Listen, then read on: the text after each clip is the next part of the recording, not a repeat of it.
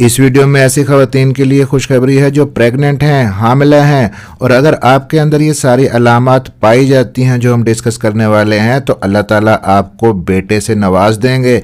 जी हाँ, baby boy होने की एक्यूरेट और साइंटिफिक अलामात की बात करेंगे आज की इस वीडियो में।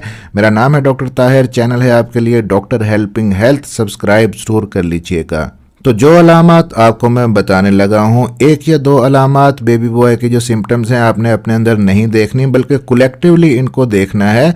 अगर ज़्यादातर अलामात आपके अंदर पाई जाती हैं तो औलाद नरीना आपको इंशाल्लाह मिलेगी। और अगर एक्यूरेसी की बात करें हम तो 100% तो हम नहीं कह सकते कि 100% एक्यूरेसी होगी, लेकिन ऑलमोस्ट 70 to 80% ये अलामात बेबी बॉय पैदा होने की बिल्कुल दुरुस्त साबित हुई हैं। क्योंकि 100% एक्यूरेसी तो समटाइम्स आपको अल्ट्रासाउंड में भी नहीं मिलती। बहुत सारी हामला खवातीन ऐसी भी हैं जिनकी एक्चुअली बेटियां होती हैं लेकिन अल्ट्रासाउंड में डॉक्टर उनको बेटा बताते हैं।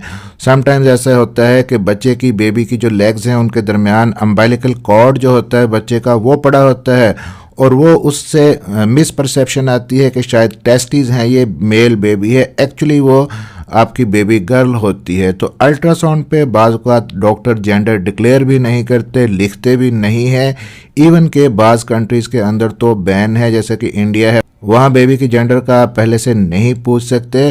तो ऐसे में ये 10 अहम तरीन अलामात हैं जिनको देख के आप अंदाज़ा लगा सकती हैं कि आपके यहाँ बेबी बॉय पैदा होगा। क्योंकि कुछ अर्सा पहले के दौर में अगर आप चले जाएं, जब अल्ट्रासाउंड की इन्वेंशन नहीं हुई थी, बहुत ज़्यादा एडवांस अल्ट्रासाउंड नहीं होते थे, तब लोग इन्हीं अलामात से अंदाज़ा लगाते थे कि बेबी बॉय होगा या बेबी गर्ल।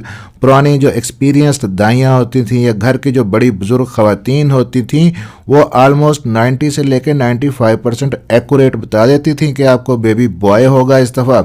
तो ये जो अलामात हैं इनके अंदर अब हम डिस्कस करते हैं। जी, पहली जो अलामत है कि अगर जो प्रेग्नेंट मदर है उसका जो यूरिन है अल्कलाइन हो तो ये बेबी बॉय होने की अलामत समझा जाता है। यूरिन आपका अल्कलाइन है, आपको कैसे पता चलेगा? अगर आपके घर के अंदर सोडा है तो आपने अपने यूरिन के अंदर सोडा डालना है। अगर यूरिन अल्कलाइन होगा तो उसके अंदर बबलिंग स्टार्ट हो जाएगी। अगर बबल्स बन रहे हैं तो इट मीन्स कि यूरिन अल्कलाइन है और बेबी बॉय होने के चांसेस हैं। आपने ये टेस्ट कैसे करना है, इस पे कंप्लीट वीडियो मौजूद है, आप चाहें तो चैनल के ऊपर देख सकते हैं, लिंक भी दे दूंगा नीचे डिस्क्रिप्शन के अंदर। अब जी, दूसरी जो अलामत है कि जो प्रेग्नेंट हामला खवातीन होती हैं जिनके यहाँ बेबी बॉय पैदा होने वाला होता है, उनका जो कम्प्लेक्शन है वो पहले की निस्बत डार्क हो जाता है, रंग पहले की निस्बत सांवला हो जाता है। अगर पिगमेंटेशन पहले है थोड़ी बहुत तो पिगमेंटेशन और ज़्यादा बढ़ जाती है। अगर चेहरे के ऊपर छाइयाँ हैं, फ्रैकल्स हैं तो वो भी पहले की निस्बत ज़्यादा हो जाती हैं। ये भी एक्चुअली मेल जो हार्मोन है आपके बेबी के, आपके अंदर भी असर दिखाते हैं। अब यहाँ पे तीसरी चीज़ जो अक्सर देखते हैं कि फेस के ऊपर जो हेयर की ग्रोथ है वो पहले से बढ़ जाती है अगर मेल बेबी आपकी यूट्रस के अंदर परवरिश पा रहा है। साथ ही साथ आपकी बॉडी के दूसरे जो हेयर हैं वो भी बढ़ जाते हैं।